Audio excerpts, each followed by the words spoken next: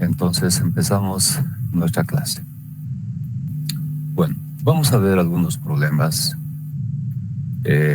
sobre conducción permanente. Entonces, empezamos. Este primer problema es un problema, digamos, clásico, que está extraído del Ocon y Toho. Entonces, está resuelto. Vamos a ver algunos detalles de esta solución. Dice el problema: para la construcción de las paredes de un horno se propone el empleo de 3 capas de distintos materiales dispuestas en serie del modo siguiente. Primero, una capa interior de 12 centímetros de ladrillo refractario con un coeficiente K conocido de 1,3.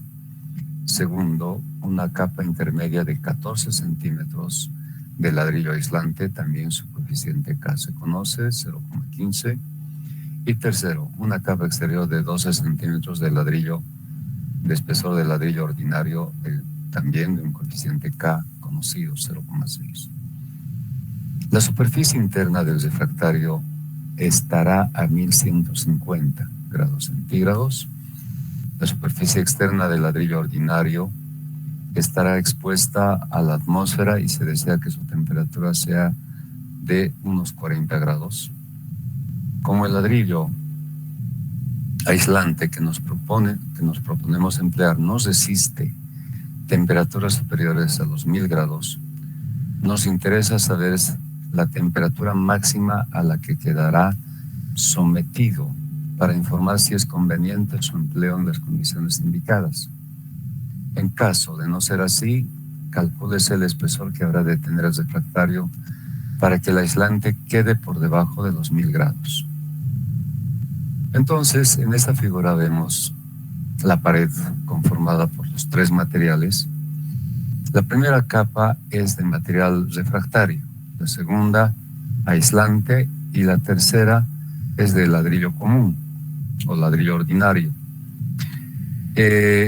Una pared de horno tiene esta conformación. Para identificar los lugares, este es el interior del horno. Lo vamos a demarcar. Está en unión o está en contacto con el interior del horno. Este es el interior del horno. Por eso la temperatura de esta cara está a 1150 grados. En cambio, esta superficie del ladrillo ordinario está en un ambiente o está en contacto con un ambiente que es el exterior.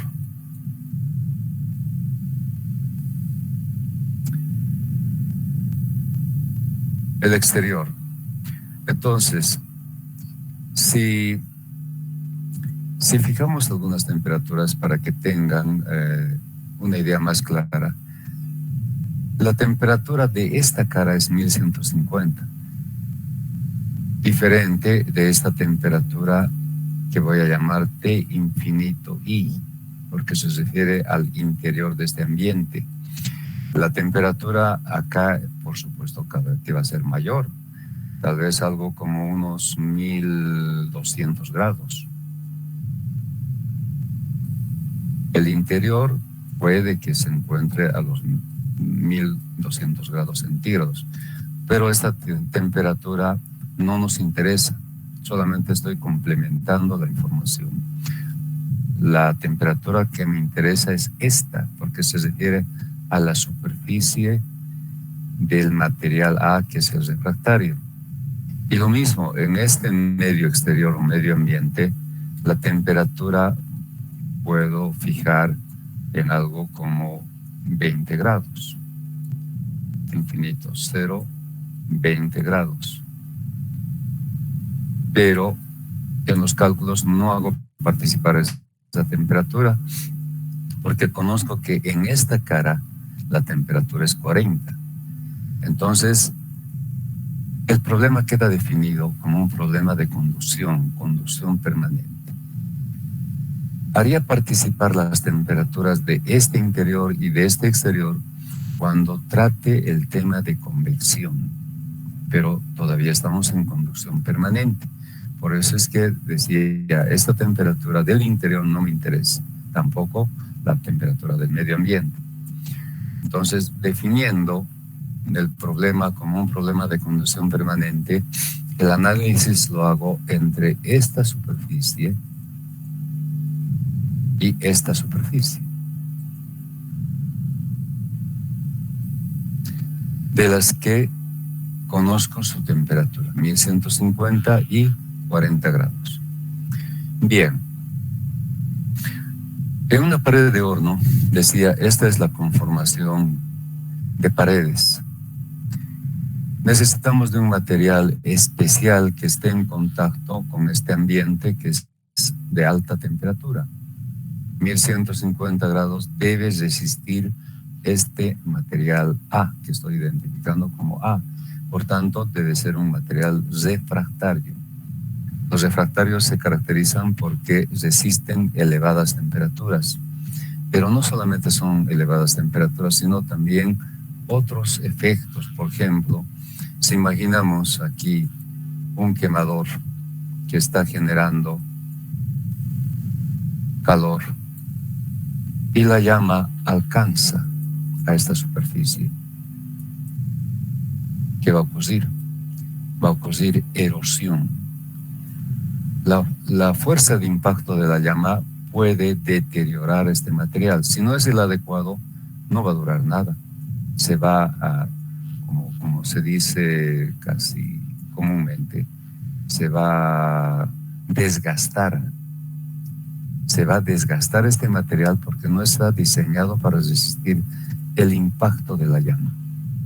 Bueno, en los diseños generalmente la longitud de la llama, etcétera, etcétera, no abarcan hasta impactar, pero por algún accidente, por algo imprevisto, podría ocurrir eso. Entonces, este material debe resistir impactos de llama, de chorro de llama. Otro factor. En este ambiente pueden generarse condiciones ácidas o básicas, condiciones de alta oxidación, en fin, porque si aquí se realiza un proceso, por ejemplo, de fundición de metal, entonces, por efectos de ese proceso pueden haber gases y el ambiente puede ser ácido o puede ser básico, puede ser altamente corrosivo, etcétera, etcétera. Entonces, de igual manera, si este no fuese un material adecuado, un ambiente ácido atacaría al material de esta primera capa. Entonces, existen refractarios para ambientes de diferente índole. Refractarios para ambientes ácidos, para ambientes básicos, para ambientes altamente oxidantes, en fin. Entonces, la gama de refractarios, es decir, el tema de refractarios es amplio. Tiene que ver con materiales utilizados en la construcción de hornos. Entonces, ustedes van a internet, con refractarios van a encontrar todo un mundo de información, desde los fabricantes de refractarios, los tipos de refractarios y muchos detalles sobre refractarios. Entonces, una operación, por ejemplo, de mantenimiento de un horno, estoy hablando de hornos industriales, ¿no? Hornos utilizados en fundición, sobre todo. Una operación de mantenimiento es el cambio de refractarios. Cada año, en algunos casos, cada 2 años, cada 5 años, dependiendo del proceso. Y un cambio de refractario es un cambio total, no solamente de una de las paredes, sino de todo el contorno y la zona del horno, en el interior del horno. Entonces, es una operación minuciosa, detallada y cara, porque un ladrillo refractario no cuesta un boliviano, cuesta por lo menos sus 15, 20, 30. Si tenemos 5,000 piezas de refractario, se dan cuenta del costo que significa cambiar el refractario de un horno, es caro, es un costo muy caro. Entonces, el tema de refractarios es un tema muy especial. La primera capa o la primera pared debe ser de refractario. Hay necesidad de aislar, es decir, de evitar que las pérdidas sean grandes. Por tanto, la segunda capa debe ser de un material aislante. Y creo que creo que es en esta parte, tenemos también información detallada sobre los aislantes. Hay una gama grande de aislantes. Estos aislantes están clasificados en función del rango de temperaturas que puede soportar. Por ejemplo, en este problema nos dice que si la temperatura en esta interfase, que es entre A y B, supera los 1000 grados centígrados, van a existir daños en este aislante. Entonces, ¿qué significa eso? Que este aislante tiene como un límite de temperatura a los 1000 grados, menor a 1000 grados centígrados. Si es mayor, entonces la naturaleza, la estructura, la composición de ese aislante va a colapsar. Si el tiempo de vida, después vamos a hablar sobre tiempos de vida, pero adelantando un poco, todos los materiales tienen un tiempo de vida. Si el tiempo de vida para este aislante ha sido previsto para 5 años, y si no trabaja en el rango correcto de temperaturas, ese tiempo de 5 años tal vez se reduzca a unos 3 años o a unos 2 años. Entonces imagínense, si las condiciones no son las adecuadas, hay que cambiar también el aislante. Prácticamente hay que cambiar toda la pared, si es que se trata de cambiar el aislante y está en una zona intermedia. Bueno, los gastos van a ser demasiado caros, fuera de lo previsto. Al cabo de 5 años se prevé el cambio del aislante. Y para eso, bueno, seguramente en la construcción ya se prevén, tal vez esta pared tiene que ser una pared de fácil remoción, una especie de panel que se pueda desmantelar y luego, una vez colocado el nuevo aislante, colocar de nuevo. Entonces, son una serie de medidas que se toman para que el tiempo de vida de este aislante sea el correcto. Más o menos en 5 años, que dure unos 5 años. Y al cabo de ese tiempo, pues se cambia. Entonces hay muchos tipos de aislantes. Vamos a ver según su forma, según su estructura. Hay tipo manta, hay tipo ladrillo, o hay tipo panel, en fin. Pero lo que diferencia un material de otro, aparte de la forma física, es el rango de trabajo de temperatura. Y la tercera capa se considera como un material estructural. ¿Por qué? Porque de alguna manera protege a la pared, pero además de proteger ante impactos, ante una serie de condiciones externas, también soporta el peso del techo. Bueno, si es un horno, va a tener su techo. Entonces, el peso de ese techo no va a estar soportado por la pared de refractario, menos por el aislante, pero sí por este material que generalmente es de ladrillo común. Y como vemos en los datos, fíjense, pese a que su coeficiente es bajo, es menor que el refractario, pero no se utiliza como primera capa, sino como última capa. Entonces lo que interesa es que esta pared soporte pesos, soporte impactos laterales, etc. Ustedes seguro que han visto un detalle que es muy visible en los hornos de fabricación de ladrillos, los ladrillos comunes, los ladrillos tipo gambote. Bueno, por el tema económico, estos hornos se fabrican con ladrillos, incluso que son ladrillos de desecho en estas industrias. ladrillos de tercera. Ustedes deben saber que cuando se producen ladrillos, hay ladrillos de primera, ladrillos de segunda y ladrillos de tercera, e incluso ladrillos de cuarta que se desechan. Los de primera van a ser comercializados, también los de segunda. Los de mayor precio son los ladrillos de primera porque son cocidos adecuadamente. Los de segunda no son cocidos adecuadamente, pero son ladrillos que sirven, ¿cierto? Por eso son ladrillos de segunda. Entonces, en esa relación van los precios. Y los ladrillos de tercera, que son los ladrillos demasiado quemados, han sufrido mucha temperatura o están deformados, en fin. Entonces, el horno es fabricado con esos ladrillos, digamos, de tercera, que no son cocidos adecuadamente, deformados, en fin, o tal vez incluso sirvan los ladrillos de segunda. Pero, ¿qué tiempo dura ese horno? Dura un año. Al cabo de ese año, en el que se van a realizar unas 2 o 3 cocciones de ladrillos, pero después ya no sirve.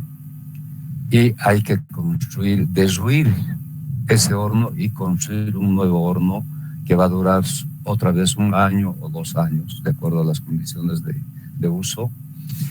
¿Y por qué se desechan? Porque esos ladrillos no son los adecuados para resistir altas temperaturas. Entonces, las altas temperaturas deterioran esa pared construida con ladrillos de segunda o tercera. ¿Se dan cuenta? Entonces, ahí vemos el uso incorrecto de ladrillos para hornos. Por el tema económico más que todo, se construye con ladrillos de segunda o de tercera. Pero el tiempo de vida no es más que 1 año o 2 años o 1 año y medio. Y luego hay que pensar en derruir y construir nuevamente el horno. Bien, entonces, como un antecedente al tema de paredes de horno. Entonces, en este problema, tenemos que averiguar si la temperatura en esta interfase es mayor o menor a los 1000 grados centígrados. Si es menor a los 1000 grados, está garantizado el tiempo de vida de este aislante. Bien. Y si supera los 1000 grados centígrados, ¿qué es lo que se va a hacer? Pues aumentar la resistencia en este material que es el refractario para que la temperatura a la que se llegue sea menos o en el límite sea los 1000 grados centígrados. Bien, entonces vamos a ver la solución de este problema. Aquí está resumido. Un momentito, por favor. Están resumidos los datos del problema. Estamos llamando A al ladrillo refractario, tiene su espesor y su coeficiente conocidos. B es el aislante, también su espesor y su coeficiente de conducción, y está el límite de temperatura que debe soportar, 1000 grados. El material C es ladrillo ordinario, también su espesor y su coeficiente conocidos. En este problema,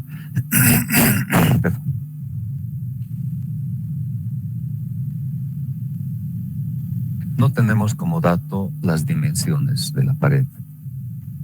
Al no tener como dato ni la altura ni el ancho, lo que se hace es asumir. Se asume un área de 1 metro cuadrado y sobre este metro cuadrado se hacen los cálculos. Bien, ¿qué establece la conducción permanente? Que el calor a través de toda la pared,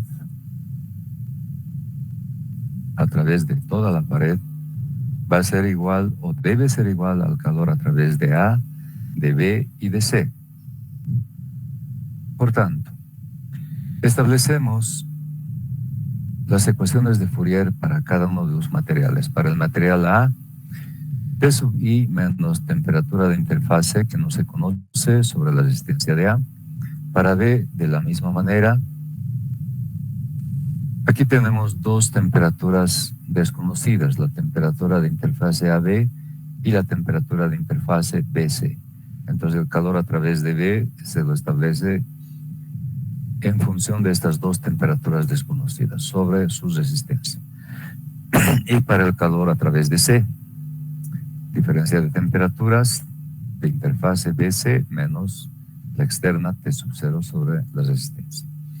El calor a través de toda la pared se puede plantear como diferencia de temperaturas T sub I menos T sub 0 sobre la sumatoria de resistencias. Otro detalle importante. En una pared de horno identificamos dos caras. Por ejemplo, para el material A tenemos la cara interna y la cara externa en relación al interior del horno. Esta es la cara interna y esta es la cara externa para el material A. Pero para el material B, la cara externa del material A, que es la misma que para el B, se llama cara interna del material B, y esta viene a ser la cara externa del material B. Y para el material C, la cara que era externa para B se convierte en cara interna, ¿verdad? Por tanto, esta sería la cara interna para el material C y esta la cara externa. Entonces, de esa manera se van identificando las caras. Por tanto, referido a toda la pared, esta sería la cara interna de la pared y esta sería la cara externa de la pared, de toda la pared. Entonces, el calor se transmite desde la cara interna hasta la cara externa.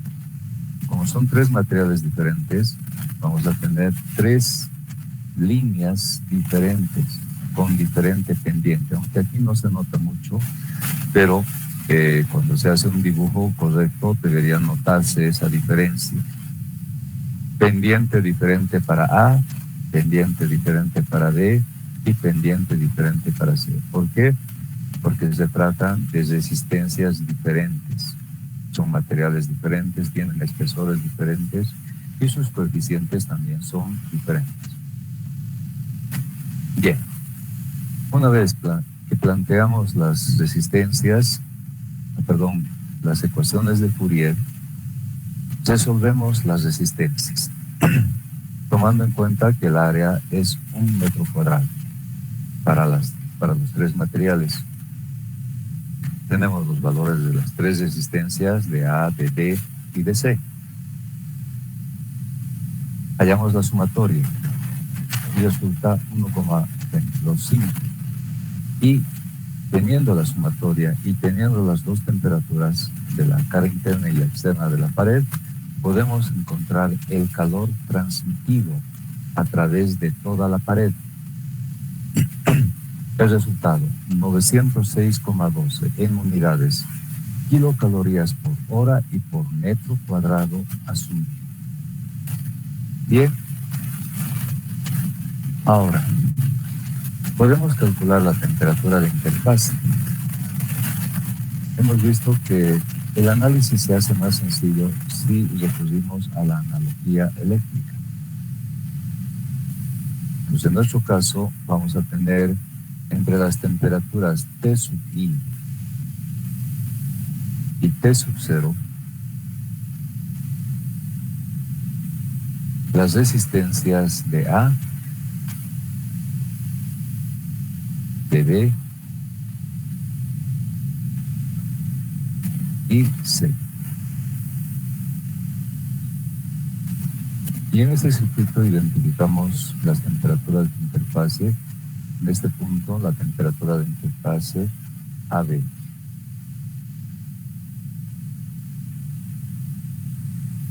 Y en este punto, la temperatura de interfase BC.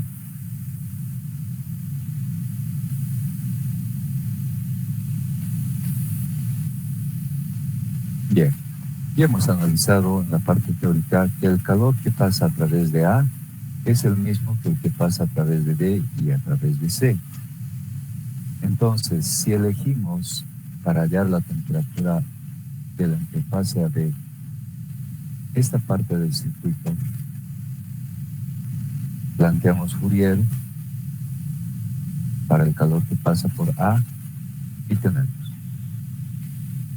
diferencia de temperaturas de sub I menos temperatura de interfase AB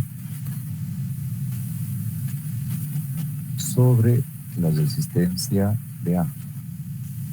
Como este calor es el mismo que el que pasa a través de toda la pared y hemos llamado Q, y hemos evaluado este calor Q, desde el valor, entonces de esta expresión despejamos la temperatura de interfase AB. Y tenemos T sub I menos el producto resistencia que ofrece A por el calor transmitido. Entonces nos basamos en esta expresión para calcular, como ven, la temperatura de interfase. El resultado, 1066,64, que es mayor a los 1000 grados centígrados. Entonces, con esa temperatura, el aislante se va a deteriorar, no va a cumplir su tiempo de vida. Entonces, ¿qué es lo que deberíamos hacer? Para que llegue en el límite, estamos llamando temperatura límite a los 1000 grados centígrados, tenemos que aumentar la resistencia del material A. Entonces, si analizamos esta parte, la resistencia del material A es espesor sobre coeficiente y área, el área de A. Para aumentar la resistencia de A, ¿qué podemos hacer? ¿Cambiar el coeficiente? No, porque es el mismo, es el refractario. ¿Cambiar el área? No, el área es común, es el área asumida de 1 metro cuadrado. Entonces, lo único que podemos hacer es modificar el espesor. Bueno, intuitivamente, para aumentar la resistencia, vemos que debemos aumentar el espesor para que la resistencia sea mayor. Vemos que la relación entre resistencia y espesor es proporcional. A mayor espesor, mayor resistencia. Entonces, eso es lo que vamos a hacer. Vamos a calcular un nuevo espesor para que la temperatura en la interfase llegue a este valor límite que es de 1000 grados centígrados. Entonces planteamos la ecuación de Fourier para esa parte del circuito y despejamos el espesor, considerando que la temperatura en la interfase debe llegar al límite que es de 1000 grados. Reemplazamos los valores manteniendo el calor transmitido que es de 906,12 en estas unidades. Calculando el nuevo espesor resulta 0,21 metros, es decir, 21 centímetros. Y vemos que lo que habíamos previsto se cumple. Aumentando el espesor, aumentamos la resistencia para que la temperatura en la interfase llegue a ese valor límite de 1000 grados. Prácticamente, si antes el espesor era de 12 centímetros, creo que es 12, ahora el espesor resulta de 21 centímetros. Se ha incrementado el espesor para que la temperatura llegue a los 1000. Entonces, el nuevo espesor debe ser de 21 centímetros, pero queremos asegurar que el aislante va a trabajar en un rango seguro. Entonces, para que ese rango seguro sea seguro, entonces tendríamos que utilizar un espesor tomando como referencia este espesor. Algo tal vez como 22 centímetros. Con 22 centímetros está totalmente asegurado que el aislante va a trabajar en un rango seguro de temperatura. Pero este resultado ya es confortable porque asegura que la temperatura en ese plano va a ser 1000 grados. Entonces, Entonces, también tenemos que tomar en cuenta, bueno, para no mover la página, si este es el material A y a su lado tenemos el aislante, que es el material B. Esto es A, esto es B. La temperatura en este punto es de 1150 grados. Con 21 centímetros estamos asegurando que la temperatura acá sea de 1000 grados centígrados. La temperatura en la interfase AB sea de 1000 grados centígrados. ¿Qué va a suceder con el aislante? En el perfil de temperaturas que elaboramos,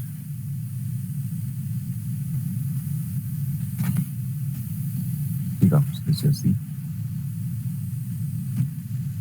esta interfase ha llegado a los 1000 grados centígrados, pero esta otra interfase podemos evaluar, no hay ningún problema, va a estar menos de 1000 grados centígrados.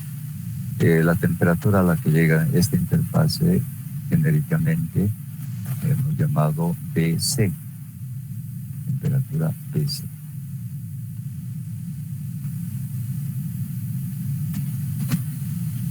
Y esta temperatura está por debajo de los 1000 grados. Entonces, realmente, ¿a qué temperatura se encuentra el material B? A la temperatura media. Es decir, la temperatura AB más la temperatura BC sobre 2.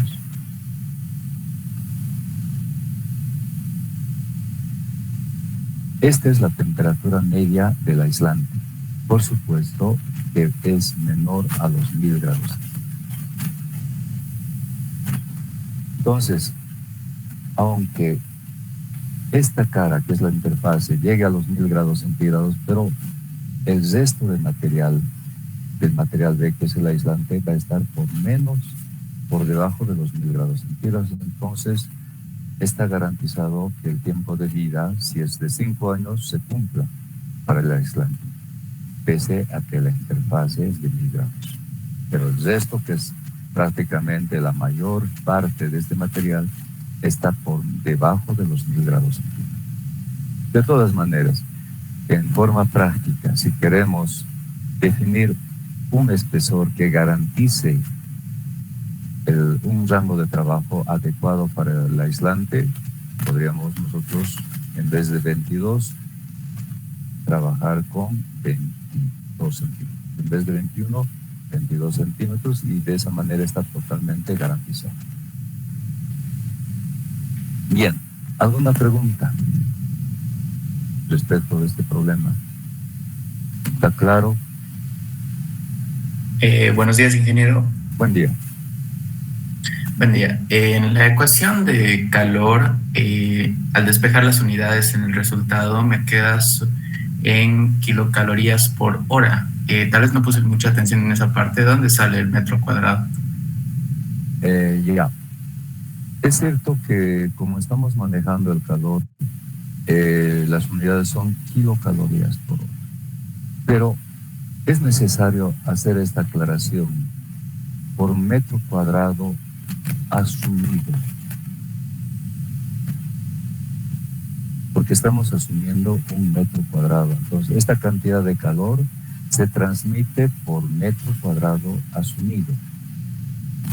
Entonces, esta aclaración es necesaria. ¿Por qué? Porque estamos asumiendo un metro cuadrado.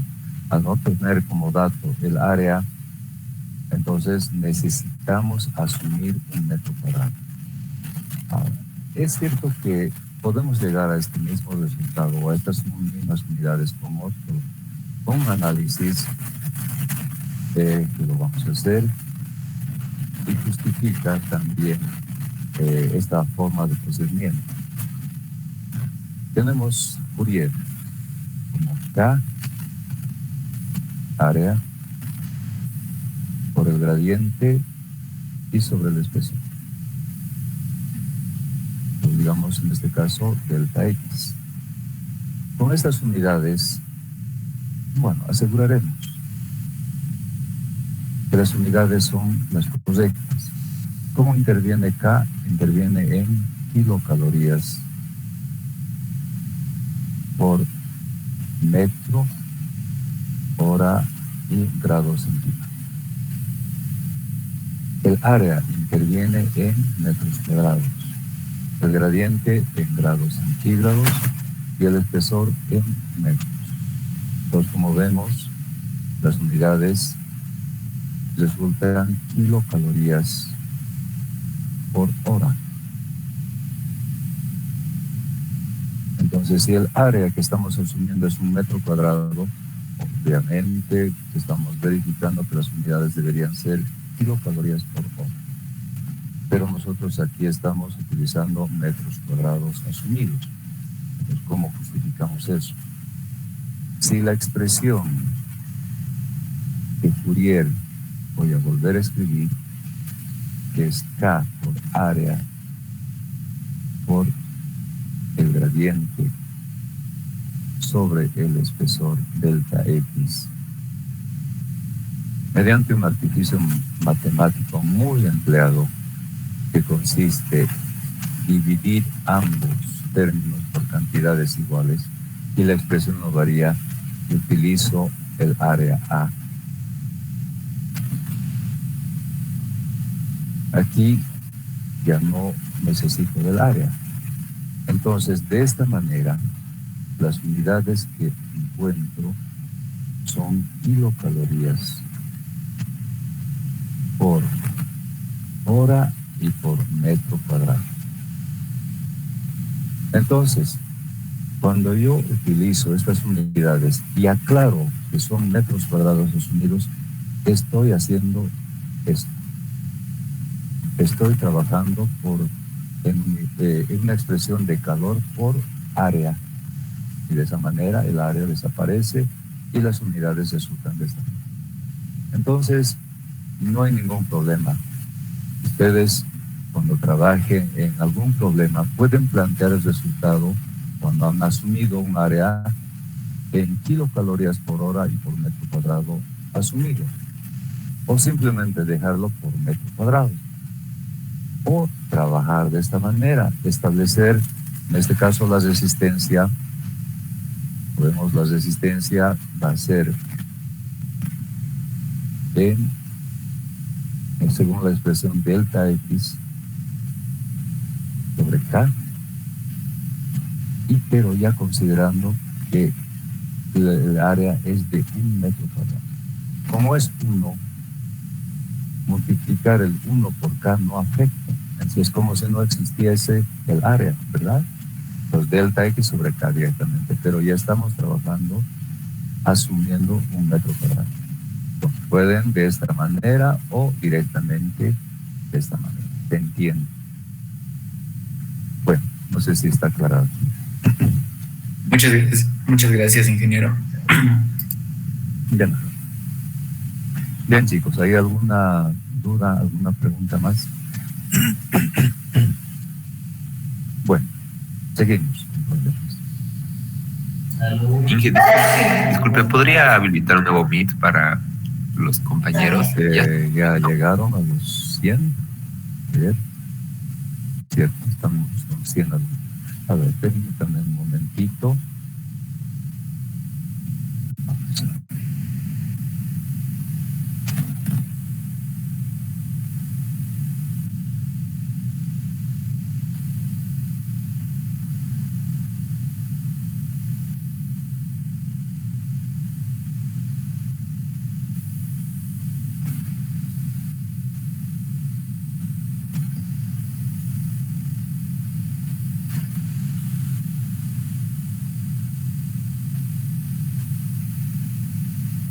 Cambiado el formato, era de otra manera. A ver, voy a buscar esa otra manera que utilizaba. Acá, este.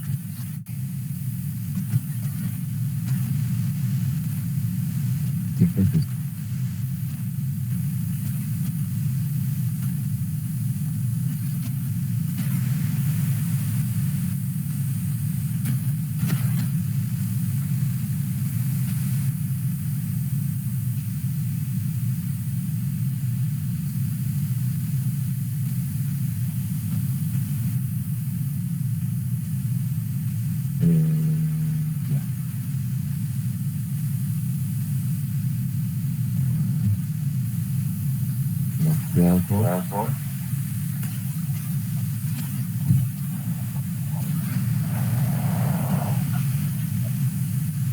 Esta cresta. Entonces, voy a habilitar la pantalla.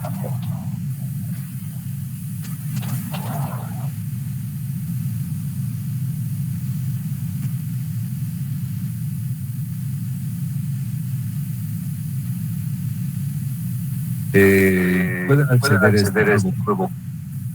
Bueno, el problema es el reflejo. Crean dos nits. Hay este problema del reflejo. Pero creo que hay alguna forma de solucionar. Puede silenciar uno de ellos el audio. Dime. El audio. Está activado el audio. También escuchas esto. Bueno, a ver, veremos cómo funciona. Voy a ir al mic original y... Bien, continuamos. Bueno, ese es el juego. Perdón. Sí, dime. Puedes silenciar la segunda cuenta, del segundo mic. Y tranquilo, escuchamos los demás todos. Y nos puede compartir el mic del segundo. Sí, del segundo. Del segundo mic puede silenciarlo y puede compartir el enlace. Sí, exacto. Entonces trabajamos con este mic y no hay problema con el otro. Del segundo lo puede silenciar y tranquilo, todos podemos ver eso. Pero tampoco también puede compartir. Silencio. Sí, el último creo. Entonces este es el que he creado los silencio.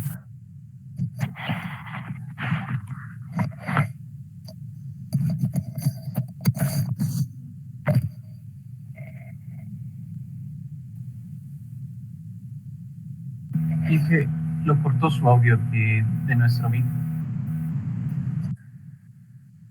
El otro audio era Inge.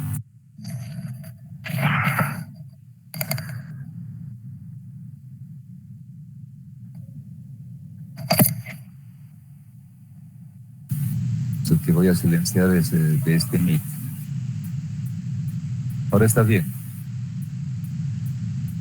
Y trabajamos con este mic. Bueno, pasamos a este segundo problema. Dice, una chimenea de hormigón armado con diámetro externo conocido de 800 milímetros debe ser revestida externamente con aislante. Determinar el espesor de la pared de hormigón y la temperatura T3 de la superficie exterior del revestimiento, partiendo de la condición de que las pérdidas de calor de 1 metro de la chimenea no excedan de 2000 vatios por metro, siendo la temperatura de la superficie interior de la pared de hormigón T1 de 425 y la temperatura de la superficie interior del revestimiento T2 no debe superar los 200 grados. El coeficiente de conductividad térmica del revestimiento se conoce, es 1 en unidades Pascal por metro grado centígrado. El coeficiente de conductividad del hormigón es 0,5. El diámetro exterior de la chimenea revestida es de 1300. Bueno,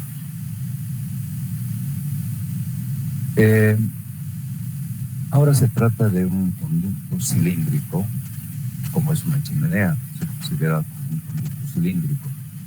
Estamos viendo en corte lo que es propiamente la chimenea y el revestimiento o aislamiento. Entonces, para que quede más visible esto, voy a enmarcar lo que es propiamente la chimenea.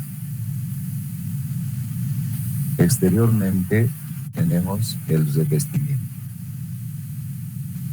Están definidas las dimensiones. D1 es el diámetro interior de la chimenea, D2 es el diámetro exterior de la chimenea y T sub 3 es el diámetro exterior ya del conjunto chimenea más revestimiento o aislamiento. En este problema no nos dan la altura de la chimenea. Entonces, pasa algo similar al problema anterior. Al no tener el área, lo que hemos hecho es asumir un área de 1 metro cuadrado. Y en caso de conductos cilíndricos, al no tener la altura, lo que se hace es trabajar asumiendo una longitud de 1 metro. Es por eso que este dato de calor que se pierde está en vatios por metro. Este metro es el metro asumido, ¿no? Es muy similar, como les decía, al análisis de la pared plana. Cuando se asume 1 metro cuadrado, en conducto se asume 1 metro de longitud. Bien, como datos, ¿qué tenemos? Tenemos una pérdida de calor de la superficie interior a la superficie exterior. El calor de vida es dado. Vamos a llamar a este calor Q sub T.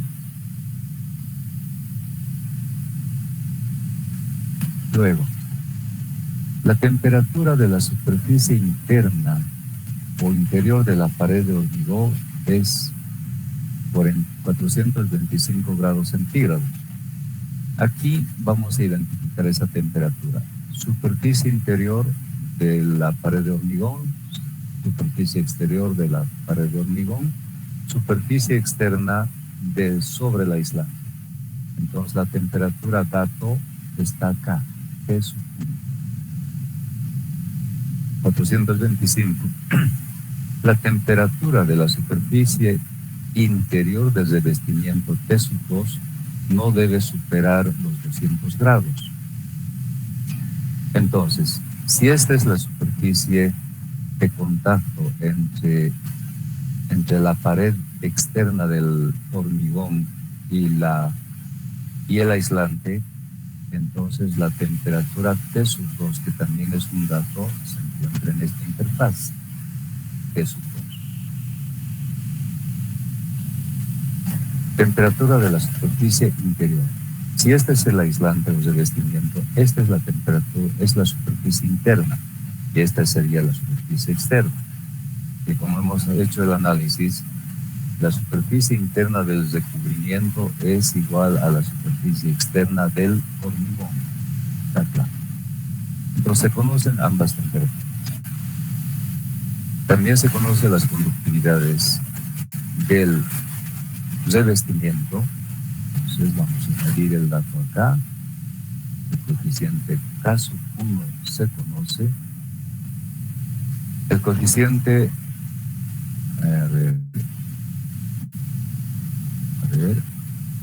del revestimiento.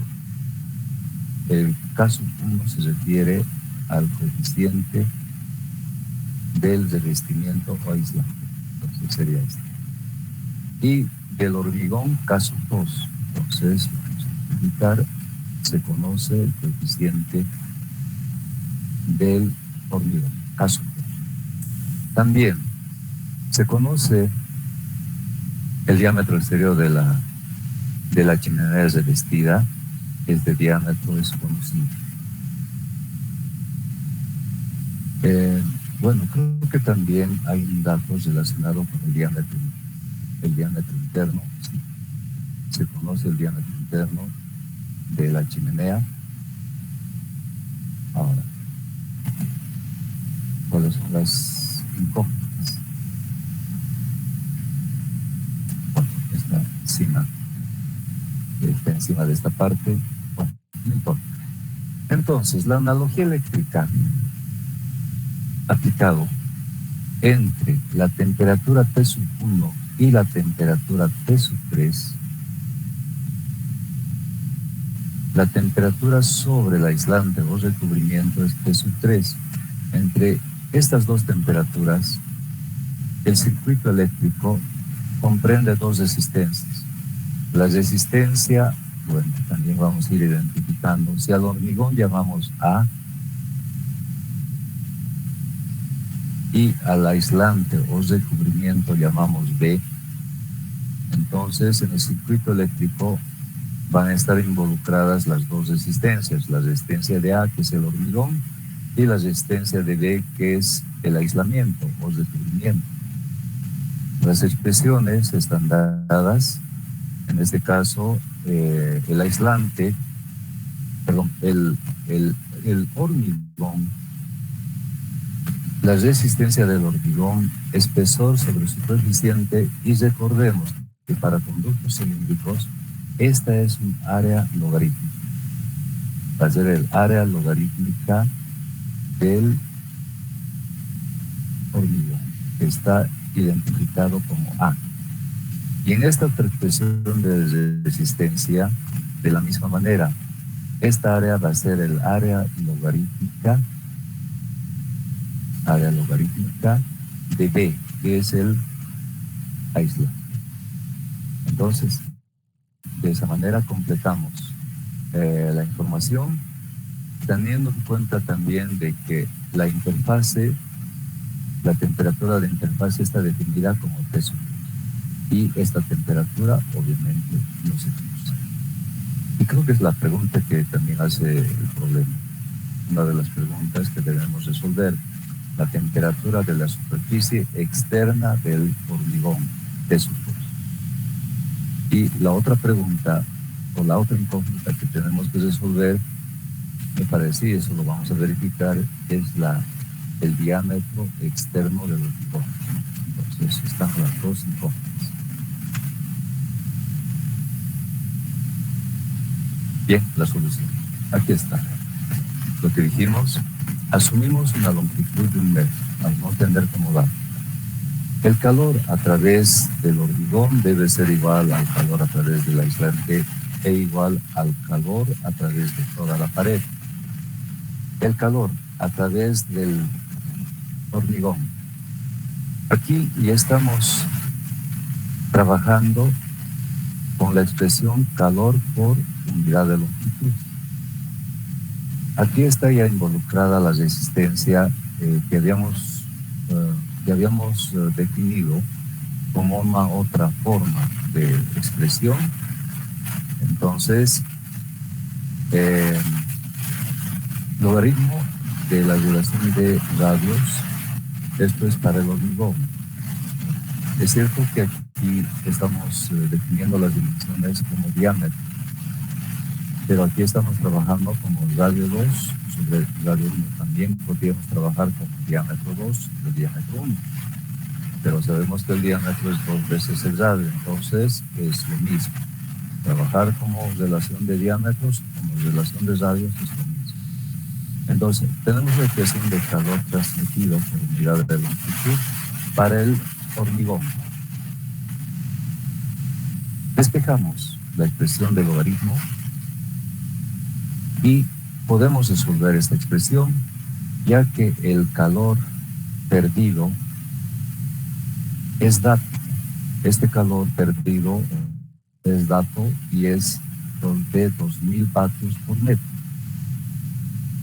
Entonces, al tener como dato el calor, no hay ningún problema, las unidades están dadas y son compatibles con esta expresión, es decir, en vatios por metro de longitud, en este caso por metro de altura. Y hallamos la expresión del logaritmo. Ahora bien, aquí está la relación entre radio y diámetro. El diámetro es 2 veces el radio, etcétera, etcétera. Y expresamos la relación de radios como la expresión de la base de los logaritmos naturales, que es e elevado al exponente 0.35343. O sea, esta relación de radios estamos expresando en la base de logaritmos al exponente. El resultado es 1,424. Ahora, como es dato el diámetro 2, y lo que estamos buscando es el diámetro 1, despejando el diámetro 1, encontramos su valor y es 561,8 milímetros. El espesor, que es la diferencia de diámetros dividido entre 2, o si quieren también la diferencia entre radios, radio 2 menos radio 1, es de 119,1 milímetros. Bien, el espesor de la pared en este caso de hormigón, resulta ser 119,1 milímetros. A ver, ya pasemos el enunciado.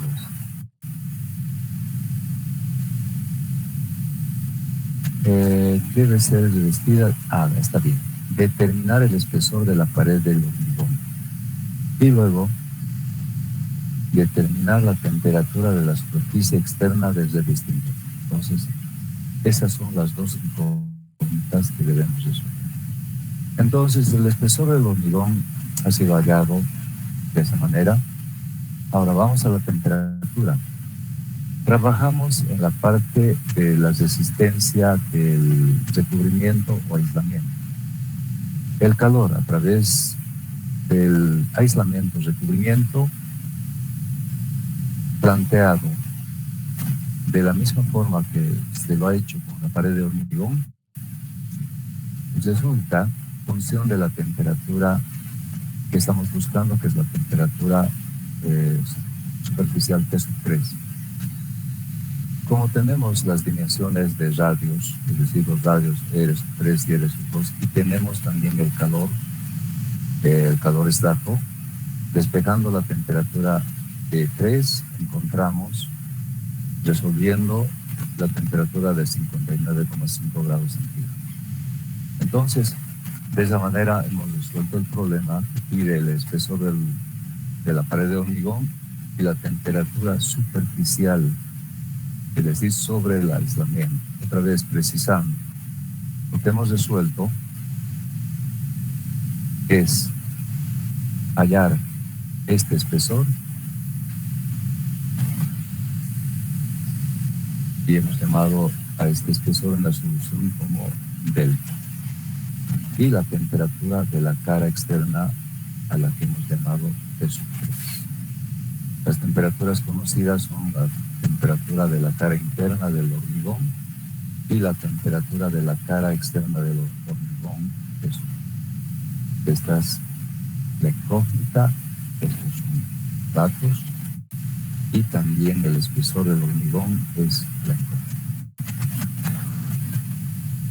Bien, ¿alguna pregunta respecto de la solución de este problema? ¿Está claro? Bien, de todas maneras seguramente ustedes lo van a volver a resolver para, si es que hubiese alguna duda, aclarar. Bien, entonces, ahora tenemos problemas propuestos. Son como 3 o 4 problemas.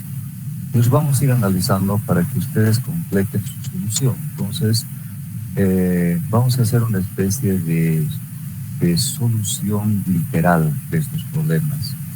Pero las bases van a ser suficientes para que ustedes completen con los valores numéricos.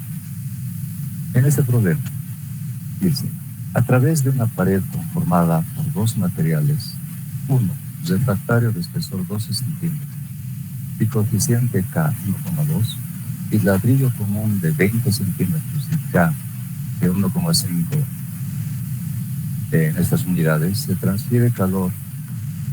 La cara interna del refractario se encuentra a 800 y la cara externa de la capa de ladrillo común a 55.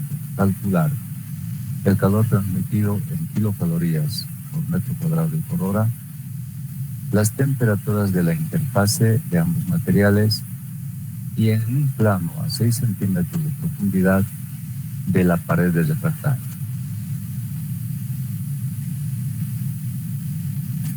Entonces, se trata de una pared compuesta por dos materiales diferentes. El primer material es de refractario que tiene un espesor de 12 centímetros. Llamaremos ese material o designaremos a este material como A. Luego, tenemos otro material que es de ladrillo común, es una pared de ladrillo común que tiene un espesor conocido y un coeficiente también conocido. Entonces, estamos representando a la pared de ladrillo común. Es un poco más ancho. Vamos a designar con B a este material. Bien. Este es el refractario. Se conoce la temperatura de la cara interna del refractario. Vamos a llamar esa temperatura T sub I. Su valor es 800 grados.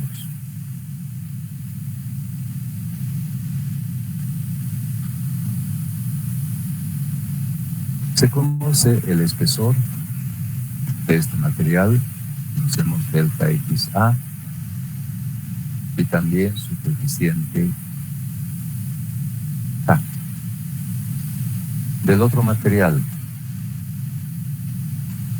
conocemos la temperatura de la cara externa. Entonces, esta es la pared de ladrillo común, cara interna, cara externa. Entonces, la temperatura de esta cara externa es conocida y su valor es de 55 grados.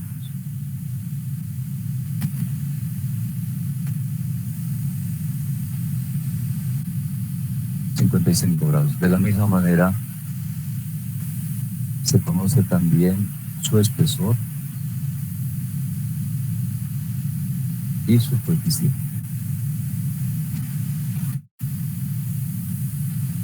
En el inciso A nos pide el calor transmitido en kilocalorías por metro cuadrado y por hora. La analogía eléctrica nos sirve. Establecemos el circuito eléctrico análogo a este problema entre las temperaturas T sub I y T sub 0 conocidas. Tenemos las resistencias de A y de B. También identificamos la temperatura de interfase acá, que es AB. Estará en este punto, que es AB.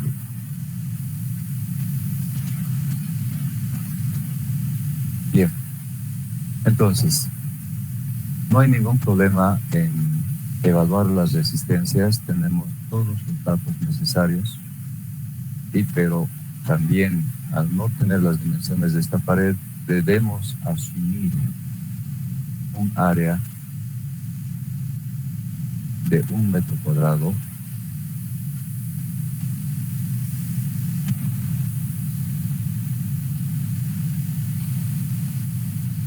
y encontrar el valor de estas resistencias. No hay ninguna dificultad, ¿verdad? Entonces, para el inciso A, calor por Fourier, considerando toda la pared, diferencia de temperaturas, T sub I menos T sub C, ambas temperaturas conocidas, sobre la suma de las dos resistencias, resistencia de A más resistencia de B. Las unidades van a ser kilocalorías por hora y por metro cuadrado asumido. Podemos anotar la palabra asumido o simplemente dejar, porque ya estamos aclarando acá que el área es 1 metro cuadrado asumido. Bien, ninguna dificultad con el inciso A. Inciso B. Las temperaturas en la interfase de ambos materiales y la temperatura en un plano que se encuentra a 6 centímetros de profundidad de la pared del refractario. Bueno, para la temperatura de interfase AB, tampoco no hay dificultad, porque podemos utilizar ya sea esta parte del circuito o esta parte del circuito para hallar la temperatura de interfaz. Digamos, utilicemos esta parte del circuito. El calor a través de B igual a diferencia de temperaturas, temperatura de interfase AB menos temperatura de la superficie externa de la capa B sobre la resistencia que ofrece B. Como este calor es igual al calor ya calculado, que es Q, a través de toda la pared, entonces podemos resolver sin ningún problema la temperatura de interfaz.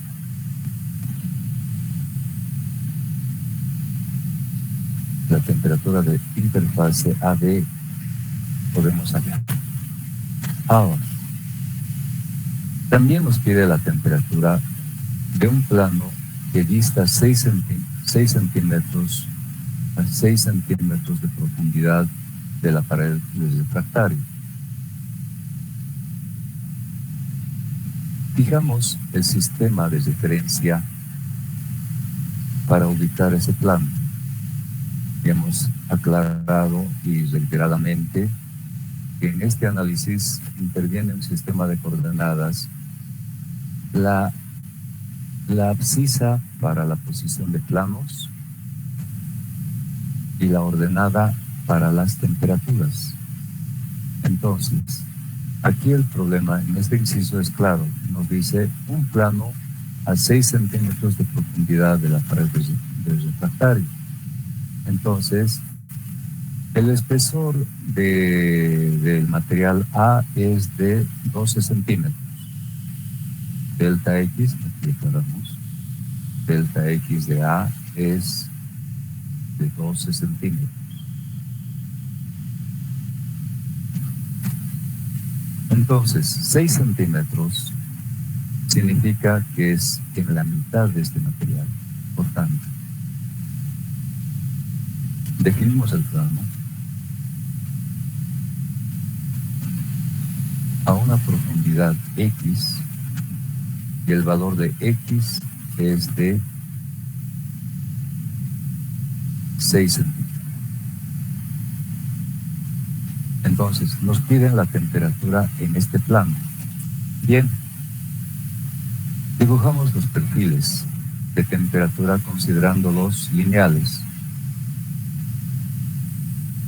Y este es el punto de temperatura de 800.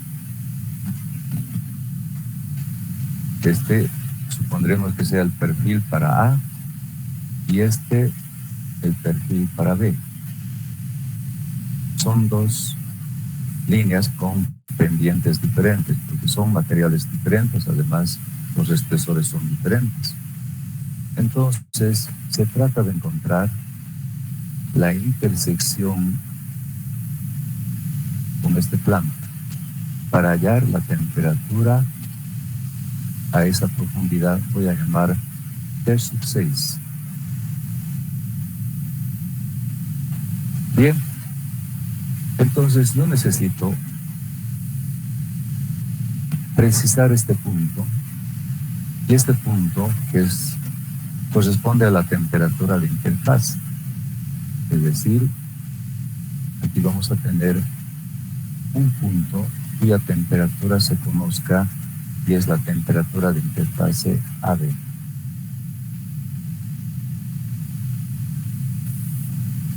Para que se vea mejor el análisis, voy a dibujar estos dos triángulos, en realidad un poco alargados. Entonces, tengo un triángulo grande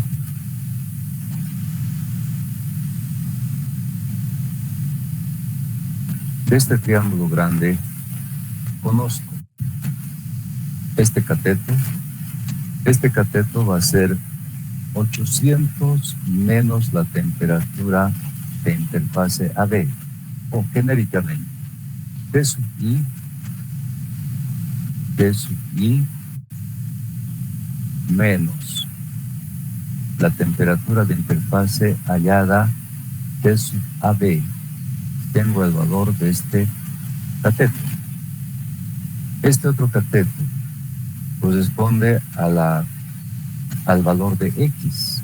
Bueno, en este caso, como es el triángulo grande, el valor de este cateto es delta XA. Delta XA. Conozco, es dato del problema. Bien, tengo las dimensiones del triángulo grande. Ahora voy al triángulo pequeño.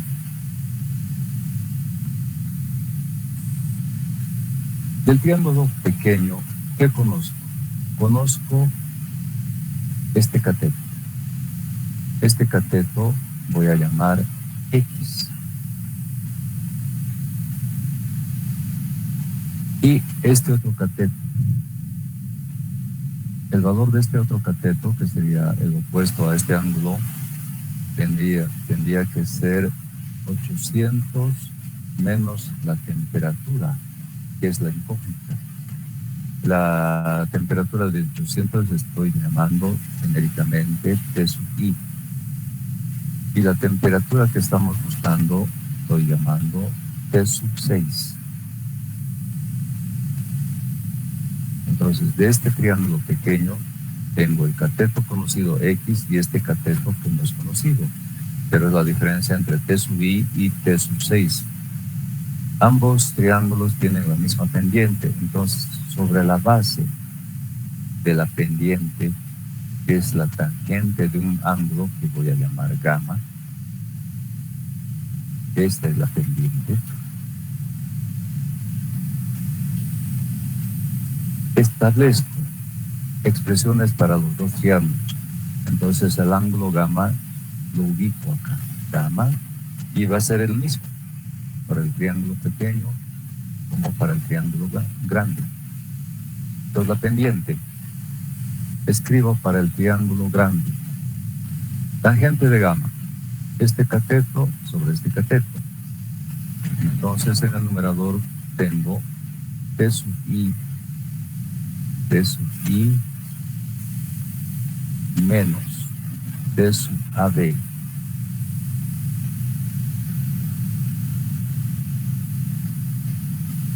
Cateto opuesto, cateto adyacente, delta XA. Debe ser igual a la expresión ahora para el triángulo pequeño. Tangente de gamma, cateto opuesto, T sub I menos la temperatura que estoy buscando es para el plano ubicado a 6 centímetros sobre el cateto adyacente, que es X. Entonces, de esa manera encuentro o planteo una expresión en la que solo hay una incógnita, y es esta, ¿verdad? Todos los otros son datos conocidos. Las temperaturas, la temperatura de interfase habría sido hallada previamente, el espesor del material A, la temperatura otra vez de la cara interna, y esta es la incógnita que estoy buscando hallar, y este cateto que es X, y es dato, es 6 centímetros. Entonces, de esa manera resuelve el problema en sus dos incisos. ¿Alguna pregunta? ¿Está claro? Ahora, Sí, una consulta. dime. ¿Cómo vamos a asumir, o en todos los casos pasa que tenemos que asumir que si no tenemos el área de datos, lo asumimos como un metro cuadrado? ¿Cuál es el criterio para asumir eso? En todo problema, había aclarado, en todo problema, cuando no tenemos datos sobre el área, no tenemos, si se trata de un caso de pared plana, no tenemos ni la altura ni la base, o simplemente no nos dicen el área de esta pared es tanto, entonces lo que se hace es simplemente asumir 1 metro cuadrado. Y en las expresiones de resistencia, hemos visto, la resistencia requiere de área, de un área. La resistencia es espesor sobre K y sobre área. Entonces, para encontrar la expresión de resistencia, el valor de la resistencia, tenemos que asumir para esta área 1 metro cuadrado. Y se trabaja con 1 metro cuadrado. Como es 1, prácticamente no afecta al resultado. 1 por K sigue siendo K, o delta X sobre 1 multiplicado por K sigue siendo delta X sobre K, ¿verdad? Entonces, de esa manera es que se trabaja con el área, se asume 1 metro cuadrado.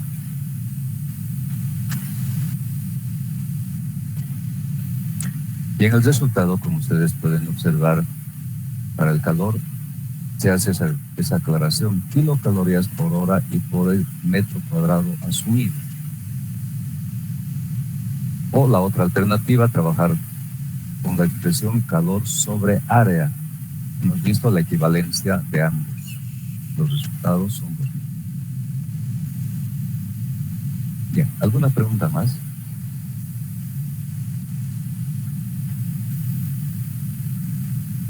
Bueno.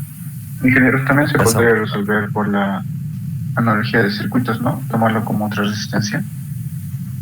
Bueno, para resolver este caso de la temperatura, en el plano ubicado a 6 centímetros, no hay forma.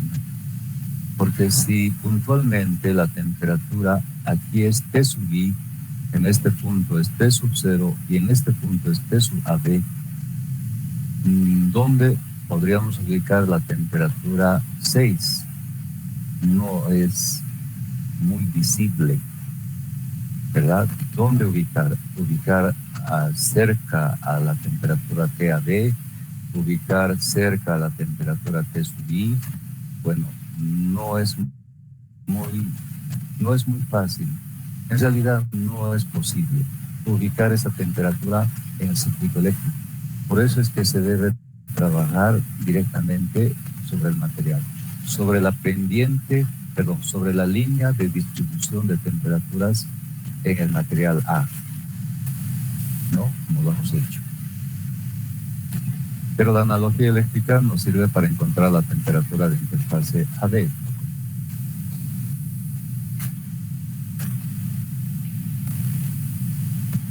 Bien.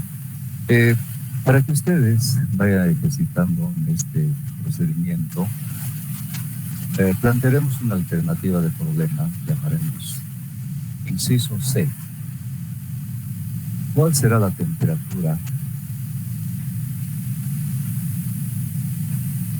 en un plano que viste ahora?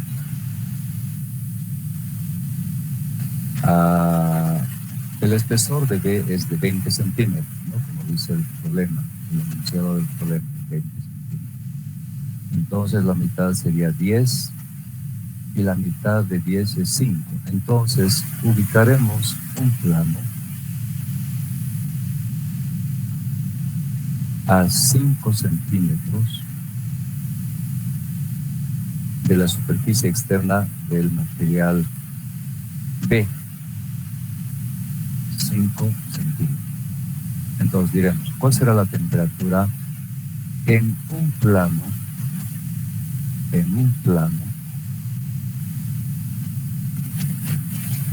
que dista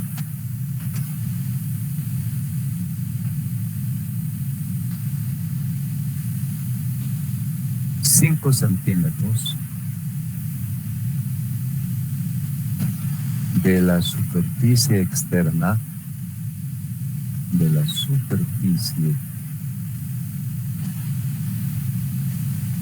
externa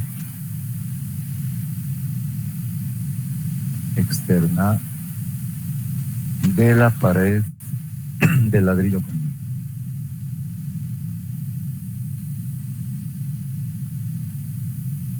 De la pared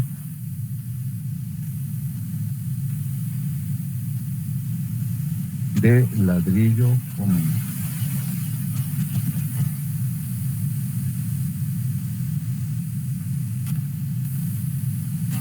Es decir, del material B.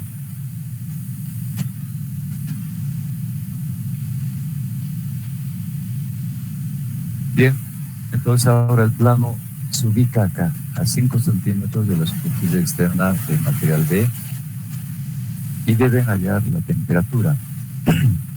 Bueno, el procedimiento prácticamente es el mismo, pero la zona del análisis se ubica acá, en el material B. Pasamos al siguiente problema.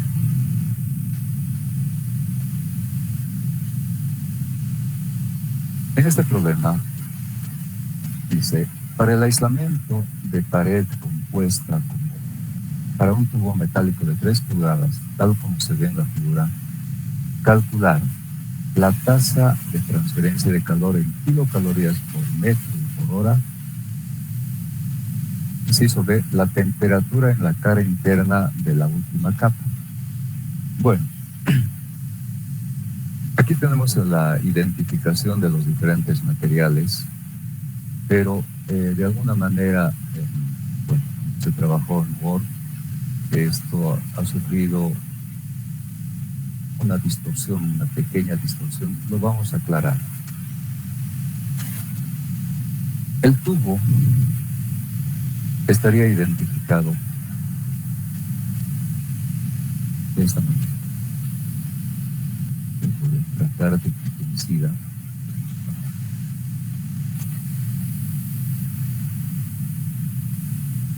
Voy a tener que hacer de otra forma. El tubo es este.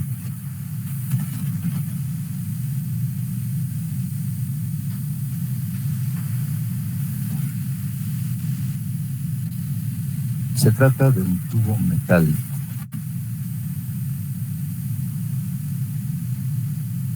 Bueno, ya está. Al tubo metálico estamos identificando con G. Entonces, aquí está. Es G, el tubo metálico. Como dato del tubo tenemos un diámetro normalizado. 3 pulgadas es un diámetro normalizado. Para conocer las dimensiones exactas de este tubo, debemos ir a una tabla que tenemos en el ocómetro, que en la parte final del apéndice, voy a indicarles la página, es la tabla A19. Se trata de la tabla A19.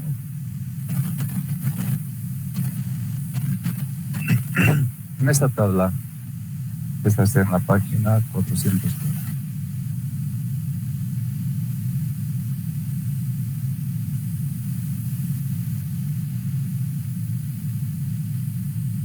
En función del diámetro tenemos el diámetro interno y el diámetro externo. Además hay otros datos relacionados con el espesor, el peso por unidad de longitud, la sección, etcétera. Pero lo que nos interesa más son estos dos datos, el diámetro interno y el diámetro externo. Estoy con la tabla. Para 3 pulgadas, el diámetro interno, por ejemplo, me da 77,9 milímetros.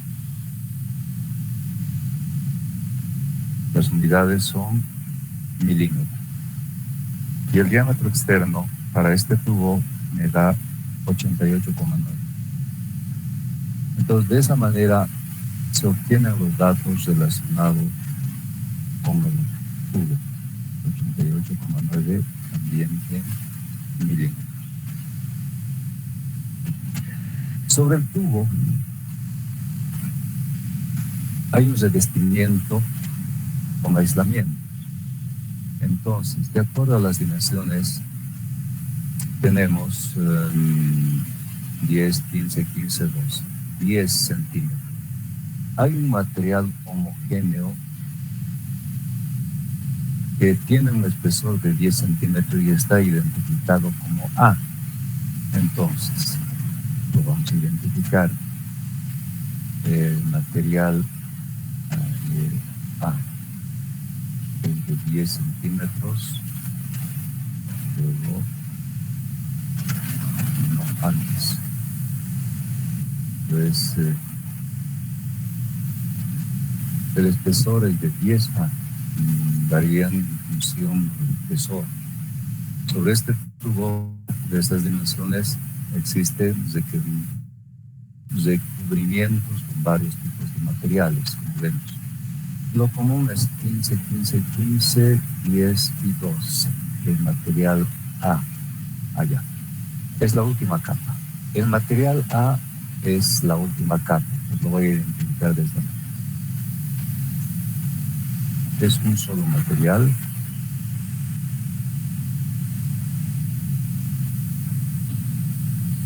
Y su espesor es de 10 centímetros.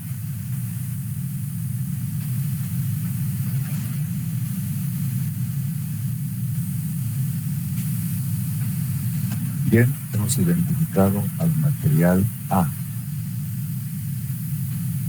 El material A tiene un coeficiente K conocido y tiene un espesor de 10 centímetros. El tubo ha sido identificado, tenemos las dimensiones y también tenemos su coeficiente K. Lo vamos a hacer como azul para que quede claro.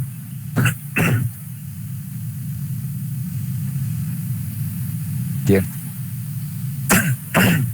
Entre el tubo y la última capa, que es el material A, tenemos dos capas.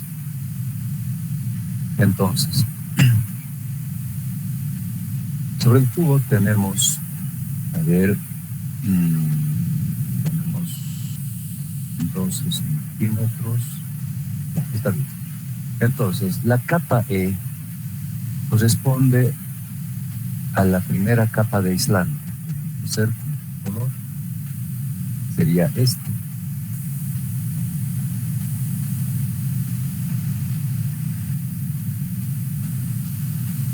Estamos identificando a la... Si el tubo es el primer material, E sería el segundo material. El segundo material tiene un espesor de 12 centímetros.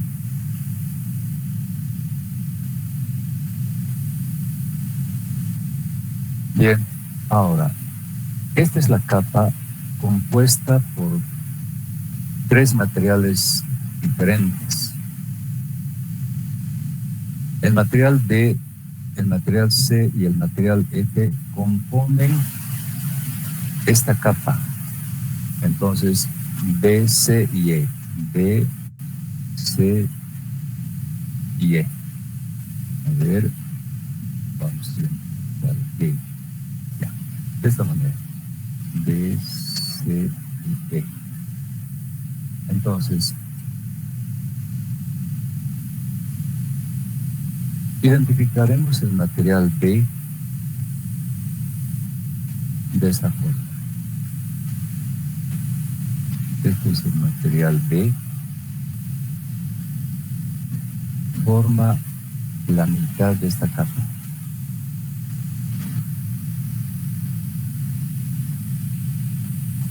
Y la otra mitad está compuesta por dos materiales diferentes. Nos falta el material C y el material C y, bueno, ya está identificado el material B. Vamos a subrayar. Aquí está el material B. Nos faltan dos materiales que son el C y el F. El C y el F. Entonces, bueno, con este color vamos a identificar el C. forma la cuarta parte de esta capa.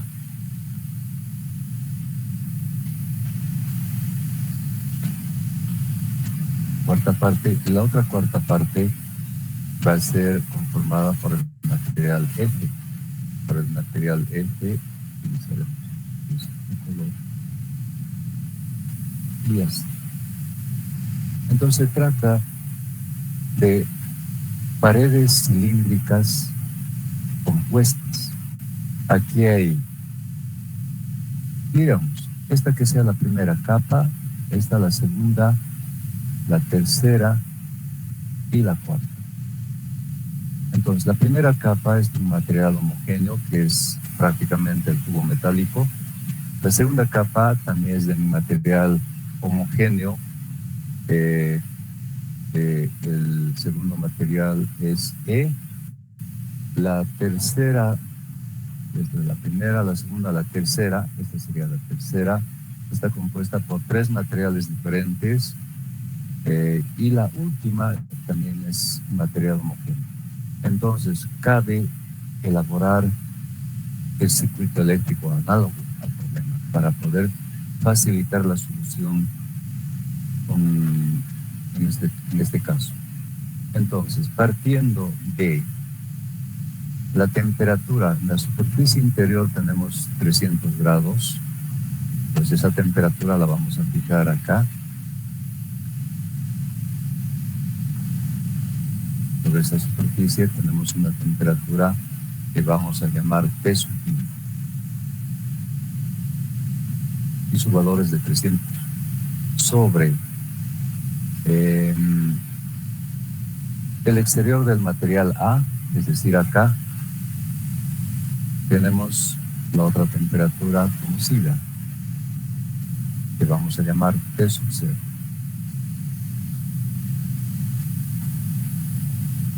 Bien, entonces elaboramos el circuito eléctrico análogo, partiendo de la temperatura T sub I.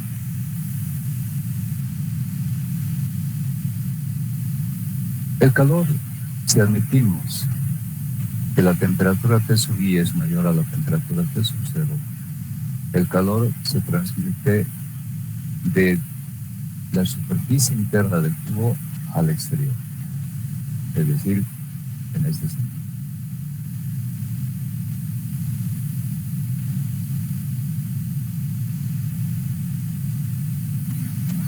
El calor se transmite en forma radial de la superficie interna del tubo a la superficie externa del aislante A o del material A.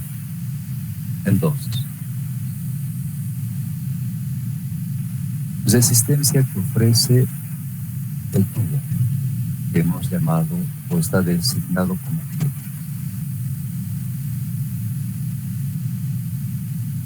Luego, encima del tubo existe un material homogéneo, que es el material E. Correcto. Entonces, en serie, con la resistencia G, tenemos la resistencia del material E. Estamos en la segunda capa. En la tercera tenemos 3 materiales diferentes, por tanto contribuyen en el circuito eléctrico como 3 resistencias en paralelo.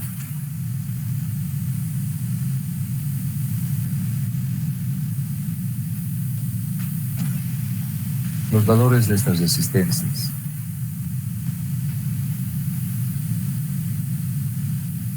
Para ubicarnos, estos 3 materiales tienen que tener el mismo espesor, por tanto, son de espesor de 15 centímetros. 15 y acá 15, por tanto,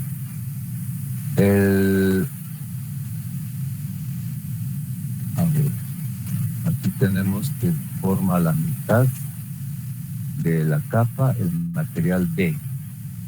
Empezamos con la identificación de la resistencia de B. Luego, los otros 2 materiales, ya tenemos B identificado. Los otros materiales del mismo espesor son C la cuarta parte, resistencia de C, que está con la cuarta parte de la capa, y por último la resistencia de F, resistencia de F. Y de esa manera tenemos las tres resistencias en paralelo. Y para concluir, tenemos la resistencia de A. Como se trata de un material homogéneo, es un solo material, contribuye con una sola resistencia. Y tenemos la temperatura T sub 0. Identificamos temperaturas de interfase. En este punto vamos a llamar, podemos utilizar cualquier simbología. Llamaremos T sub 1 en este punto. En este otro punto, T sub 2. T sub 2. Y en este punto, T sub 3. Entonces tenemos tres temperaturas de interfase. Y como ya hemos visto, este circuito, donde tenemos tres resistencias en paralelo, se puede convertir en una resistencia equivalente y constituir un solo circuito. Un solo circuito de resistencias en serie. Entonces, el problema pide el calor en estas unidades y la temperatura en la subcara interna de la última capa. Entonces, para el primer inciso, calor igual, diferencia de temperaturas T sub I menos T sub 0 sobre la suma de las resistencias que están en serie. Entonces, sumatoria de resistencias. Ahora, las unidades son kilocalorías por metro y por hora. Por tanto, en la expresión de resistencia, al ser esta una superficie cilíndrica, tenemos delta R sobre K y sobre el área logarítmica. Área logarítmica. En la expresión de área logarítmica tenemos una longitud de tubo, ¿verdad? En función de una longitud de tubo. Entonces lo que se hace es asumir para esa longitud, asumir para la longitud de tubo 1 metro. Como les decía, es muy similar al análisis que hemos hecho para superficies planas, donde se asume 1 metro cuadrado. Ahora asumimos 1 metro. Y de esta manera estamos en compatibilidad de unidades, porque el calor nos pide en kilocalorías por metro y por hora. Asumiendo 1 metro, las unidades de calor van a salir en unidades que son kilocalorías por hora y por metro asumido, simplemente metro. Pero ya entendemos con esta aclaración de que este metro es un metro asumido. Entonces, no hay problema. En el inciso A resolvemos esta expresión y tenemos la respuesta. Para el inciso B, nos pide la temperatura de la cara interna de la última capa. Ahora es más fácil identificar esa temperatura a través del circuito eléctrico. Si esta es la última capa, es la resistencia de la última capa, la temperatura de interfase es la temperatura T sub 3. Por tanto, en el análisis, lo más sencillo, elegir esta parte del circuito, escribir la ecuación de Fourier para esta parte del circuito y resolver para la temperatura T sub 3, y de esa manera respondemos a esta incógnita del inciso B. Bien, entonces la parte numérica, pues de cuenta de ustedes, resuelvan con todas estas indicaciones en la forma de resolución literal. Dicho que no va a haber ningún conflicto. De todas maneras, no sé si hay alguna pregunta. ¿Puedes repetir de qué texto era esa página en la tabla Inge, por favor? ¿Qué parte? No, dijo la tabla A, no sé, no me estimo ya, a punto 11 de qué. Sí, decía que cuando en un problema solamente nos dan el dato, como en este, tubo metálico de 3 pulgadas, no sabemos si estas 3 pulgadas son diámetro interno o diámetro externo. Significa que este dato es diámetro nominal o diámetro normalizado. Y con este dato hay que ir a la tabla A19, que está en la página 404 del Ocon y Tojo, del libro Ocon y Tojo. En la parte del apéndice, en la parte final, en el Ocon y Tojo, en la página 404, está la tabla A19. En esa tabla, con este dato del diámetro nominal o normalizado, hallamos el diámetro interno y el diámetro externo. De esa manera se procede con este dato. ¿Alguna otra pregunta? Bien, continuamos. Bueno, lamentablemente el tiempo ya nos ha pisado. Entonces, los problemas que faltan los dejaremos para la siguiente semana. Hay dos problemas más que son, bueno, este es otro problema, no es el mismo. Y lo vamos a ver al inicio de la siguiente clase del día lunes. Bueno, chicos, entonces estos problemas que están planteados, vayan resolviendo. De todas maneras, si es que encuentran alguna dificultad al resolver, el día lunes también ustedes pueden plantear sus dudas. Vamos a atender sin ningún problema. Bien, eso es todo con ustedes y vamos a empezar las clases con el otro grupo. De todas maneras, si es que hay interés de ustedes, de algunos de ustedes, si han llegado tarde a la clase, se pueden quedar para la clase con el segundo grupo. Entonces, un momentito de descanso. Sí.